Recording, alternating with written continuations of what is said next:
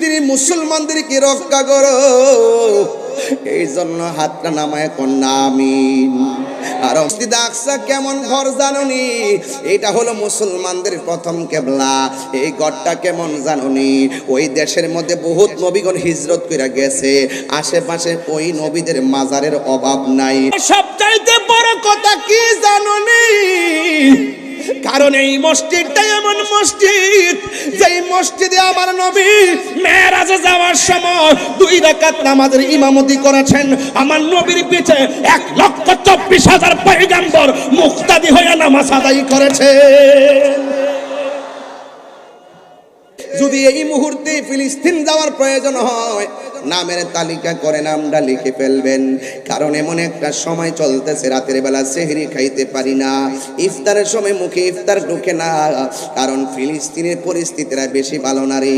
ইসরায়েলের গুন্ডা বাহিনীরা যেইভাবে মুসলমানদেরকে মারতেছে, আমরা বিশ্বের মুসলমান একটা দেহের মতো, আমরা সবাই ঐক্যবদ্ধ হওয়া লাগবে। আমরা সেহরি খাইয়া ইফতার করি, আর ফিলিস্তিনের মানুষগুলা সেহরি নাই, ইফতার নাই, তারাবি পড়ে। আপনি বুঝতেছেন তো খাবারের জন্য তারা কি করতেছে? এরা মুসলমান, এরা মুসলমান। ছোট ছোট বাচ্চাগুলা কেমনে কান্দে গো! এই কান্নার আওয়াজে রাতে ঘুম হয় না, চোখের মধ্যে পানি চলে আসে। আজকেও যখন ফেনী পার হলাম, ফেসবুকটার মধ্যে যখন দেখলাম ছোট ছোট বাচ্চারা প্লেট লইয়া লইয়া খাবারের জন্য হাত বাড়াইতেছে। মুসলমান, কেমনে তোমরা আর কত ঘুমায়া থাকবা, আর কত ঘুমায়া থাকবা? এবার সবাই মিল্লা আপনারা মনে মনে ভাবতেছেন বাংলাদেশে তাইকা কেমনে ফিলিস্তিন যাব। যুবক, ফিলিস্তিন যাওয়ার দরকার নাই। আমি চ্যালেঞ্জ করে বলতে পারি, এই রমজান মাসে যদি কেউ ঘরের মধ্যে বইসা তাহাজ্জুদের নামাজটা পইরা পইরা আমার আল্লাহর কাছে ফিলিস্তিনবাসীর জন্য দোয়া করো, আর আল্লাহকে যদি আমরা এইভাবে বলি, আল্লাহ, ও আল্লাহ গো, তোমার খানায় কাবা যেমনে ধ্বংস করতে আসছিল আব্রাহার বাদশা, হস্তি বাহিনী যখন নিয়ে আইছিল, তখন কিন্তু ওই কাবাগরের চত্বরে যেই মুসলমানরা ছিল, যেই মানুষগুলা ছিল, তারা আল্লাহর কাছে দোয়া করছিল, আল্লাহ আপনার ঘর আপনি রক্ষা করেন।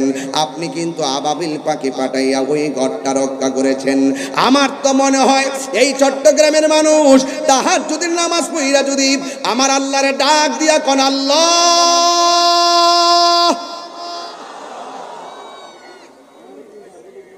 আল্লাহ, ও আল্লাহ গো, আমার তো মনে হয় তাহাজ্জুদের নামাজটা পড়িরা চোখের পানি ফেলাইয়া ডাক দিয়া যদি আল্লাহ মুসলমানদেরকে তুমি রক্ষা করো, বা মুসলমানদের প্রথম কিবলাকে তুমি রক্ষা করো, আমার তো মনে হয় বাংলার জমিন থেকে অস্ত্র নিয়ে ফিলিস্তিন যাইয়া ইসরায়েলের গুন্ডা বাহিনীর বিরুদ্ধে যুদ্ধ করা লাগবে না। আমার মনে হয় বাংলার জমিনের আশেকের চোখের পানিগুলা ইসরায়েলের জন্য ক্ষেপণাস্ত্র হয়ে যাবে। কথা বলেন ঠিক কিনা? এই জন্য যুবক ঘরে বসে বসে দোয়া করেন, আর আল্লাহর কাছে বলেন, আল্লাহ মুসলমানদেরকে তুমি রক্ষা করো। ছোট ছোট বাচ্চারা কি কই জানেননি? ঘুম আসে না রে, ঘুম আসে না। ছোট ছোট বাচ্চাগুলা বলতেছে, বোমা খাইয়া গ্রেনেডের হামলায় পইরা বাপকে হারাইয়া রক্তাক্ত শরীর নিয়া ওই ছোট ছোট বাচ্চাগুলো আমার আল্লাহরে ডাক দিয়ে কই, আল্লাহ, ও আল্লাহ, দুনিয়ায় বিচার দেওয়ার জায়গা দেখতেছি না গো, আল্লাহ তুমি আমাদেরকে রক্ষা করো। বিচারটা স্বয়ং আল্লাহর কাছে দিয়ে দিচ্ছে। এই ফিলিস্তিনের ছোট্ট ছোট্ট বাচ্চা বুলেটের সামনে কেন দাঁড়ায়া যায় জানেননি? ওরা ডাক দিয়া কয়, ইসরায়েলের গুন্ডা বাহিনী, শোন শোন, আমাদেরকে যা মারতে পারিস মারতে থাক, কিন্তু একটা কথা মনে রাখিস, কিয়ামত পর্যন্ত আমরা রক্ত দিতেই থাকবো। এই রক্তের বদৌলতে মসজিদে আকসা আমরা রক্ষা করব। কথা বলেন ঠিক কিনা? এরা যদি সামনাসামনি এমন ভাবে জীবন দেয়, আমরা কি 2 হাত তুলে তাদের জন্য দোয়া করতে পারি না? এবার 2টা হাত উপরে তুললা কোন, আল্লাহ, এ আওয়াজে মানি না, জোরে বলেন আল্লাহ, আল্লাহ, আল্লাহ। ফিলিস্তিনি মুসলমানদেরকে রক্ষা করো। এই জন্য হাতটা নামায় কন্যা আমিন, আরো মায়ার সুরে কন্যা আমিন। এই মসজিদ আকসা কেমন ঘর জানুনি? এটা হলো মুসলমানদের প্রথম কেবলা। এই ঘরটা কেমন জানুনি? ওই দেশের মধ্যে বহুত নবীগণ হিজরত করে গেছে, আশেপাশে ওই নবীদের মাজারের অভাব নাই। এই মসজিদটা কেমন মসজিদ জানুনি?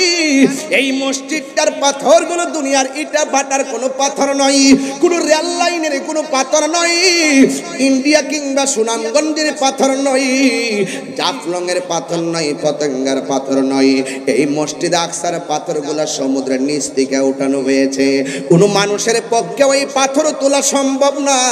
ওই পাথরগুলো কোনো মানুষ মেশিন দিয়া তোলা সম্ভব না। এই পাথরগুলো আমার আল্লাহ বড় বড় জিন দিয়া নিচ থেকে পাথরগুলা তুলছে। এই প্রত্যেকটা পাথরের গায়ে কি লেখা ছিল জানো নি? প্রত্যেকটা পাথরের গায়ের মধ্যে লেখা ছিল সূরা ইয়াসিন। আর বড় করে গণ আল্লাহু আকবার। প্রত্যেকটা পাথরের মধ্যে লেখা ছিল সূরা ইয়াসিন। আল্লাহু আকবার কোন কেন? ওরে সবচাইতে বড় কথা কি জানো নি? কারণ এই মসজিদটা এমন মসজিদ, যেই মসজিদে আমার নবী মেরাজে যাওয়ার সময় 2 রাকাত নামাজের ইমামতি করেছেন। আমার নবীর পিছে 1,24,000 পয়গম্বর মুক্তাদি হয়ে নামাজ আদায় করেছে।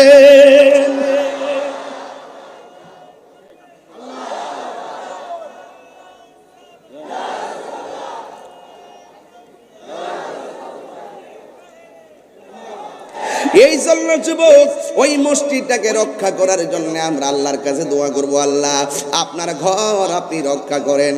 আপনারা জবান খুলে বলেন রক্ষা করার মালিককে। এই আওয়াজে মানি না, জবান খুলে বলে রক্ষা করার মালিককে। আমি আগেই বলেছি আমার আল্লাহ পাক বলেছেন তোমরা ইসলামের মধ্যে পরিপূর্ণ প্রবেশ করো। নবী আমার যুদ্ধের ময়দানে গেল।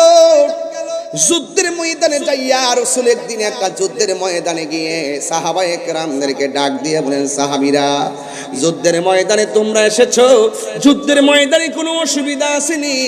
সাহাবায়ে কেরাম বললেন, ইয়া রাসূলুল্লাহ অসুবিধা আছে। কয় কি?